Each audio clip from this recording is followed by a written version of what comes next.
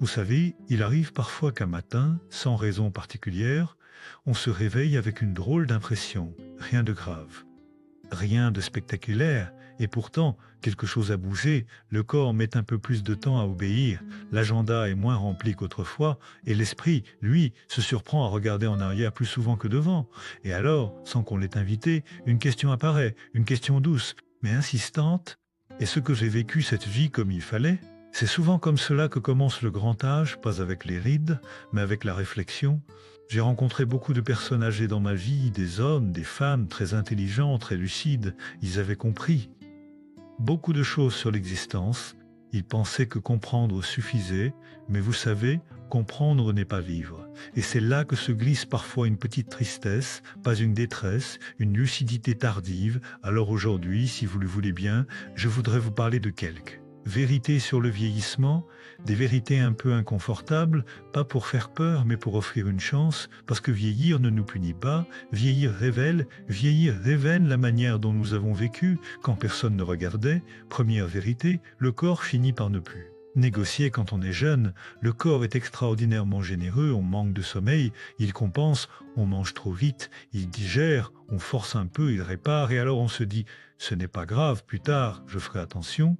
Plus tard, c'est un mot très confortable, mais avec les années. Le corps change de langage, il ne crie pas, il murmure, les genoux ne lâchent pas, il discute, l'énergie ne disparaît pas, elle devient précieuse, la récupération ne s'effondre pas, elle ralentit. Ce n'est pas une trahison, c'est une mémoire, le corps se souvient de la façon dont on l'a traité, pas avec colère, avec une logique presque mathématique. Les personnes qui vieillissent le mieux ne sont pas obsédées par la santé, elles n'ont pas été parfaites, mais elles ont cessé un jour d'emprunter à leur futur, elles se sont reposées quand c'était encore un choix, elles ont bougé. Quand ce n'était pas encore obligatoire, elles ont respecté les petits signaux avant que les grands s'imposent. Deuxième vérité, les liens s'éteignent sans entretien, pas sans amour quand on est plus jeune.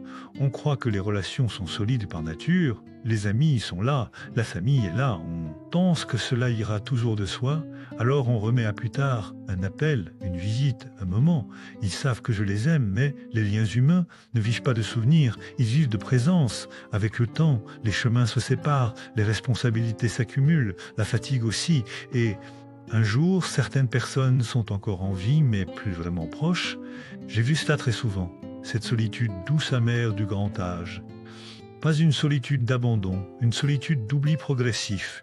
Les personnes qui restent entourées en vieillissant ne sont pas les plus brillantes, ce sont les plus fidèles, un message, un café, une régularité modeste. Le temps n'entretient rien, l'attention, oui, troisième vérité, il n'y a pas de moment où tout devient clair. Beaucoup de gens pensent qu'un jour, tout s'éclairera, qu'on saura, qu'on comprendra, qu'on se sentira enfin légitime, mais là, vieillesse nous apprend quelque chose de très simple, il n'y a pas de ligne d'arrivée intérieure, il n'y a pas de moment où l'on se dit « voilà, j'ai compris la vie », il y a seulement une perspective plus large, et cette perspective ne tombe pas du ciel, elle se construit, les personnes apaisées à un âge avancé ne sont pas celles qui ont attendu d'être prêtes.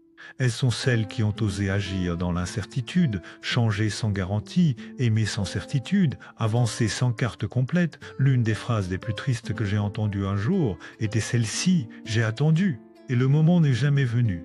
La vie ne récompense pas la préparation parfaite, elle récompense l'engagement. Quatrième vérité, le regret ne vient pas de l'échec, mais de l'évitement. C'est surprenant, mais très constant. Quand les personnes âgées parlent sincèrement, elles ne regrettent pas tant leurs erreurs, elles regrettent leur silence, les mots qu'elles n'ont pas dits, les vérités qu'elles ont adoucies jusqu'à les perdre, les élans qu'elles ont contenus pour ne pas déranger. Je ne voulais pas faire de vagues, je pensais qu'il y aurait encore du temps, c'était plus sûr. Comme ça, à court terme, ces choix semblent raisonnables. Avec les années, ils deviennent lourds, la vieillesse enlève l'urgence et avec elle les excuses. Alors reste une question très simple: ai-je vécu avec intention ou avec prudence excessive?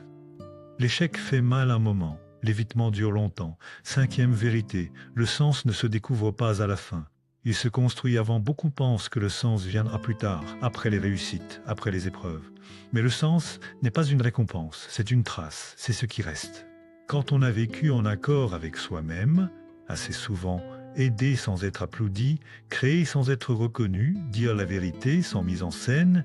Les personnes âgées apaisées ne sont pas celles qui ont tout réussi, ce sont celles dont les valeurs et les actes se sont rencontrés régulièrement. Le vieillissement ne donne pas de sens à la vie, il révèle s'il était déjà là. Et puis, il y a cette compréhension finale, douce mais profonde. Vieillir n'est pas un compte à rebours, c'est un miroir. Il reflète la manière dont nous avons pris soin de notre corps quand il était indulgent, dont nous avons nourri nos liens quand ils étaient faciles, dont nous avons été honnêtes avec nous-mêmes quand le confort nous invitait à fuir. Et vous savez, c'est rassurant parce qu'il n'est pas question de tout changer, ni de se presser, ni de devenir exemplaire. Il s'agit simplement de ne plus remettre à demain ce que l'on sait déjà important, bouger un peu pour habiter son corps plus longtemps, écrire pour rester présent, parler vrai pour rester vivant intérieurement. Le futur que vous deviendrez ne vous demande pas des exploits, il vous demande de la considération et peut-être cela finalement, bien vieillir,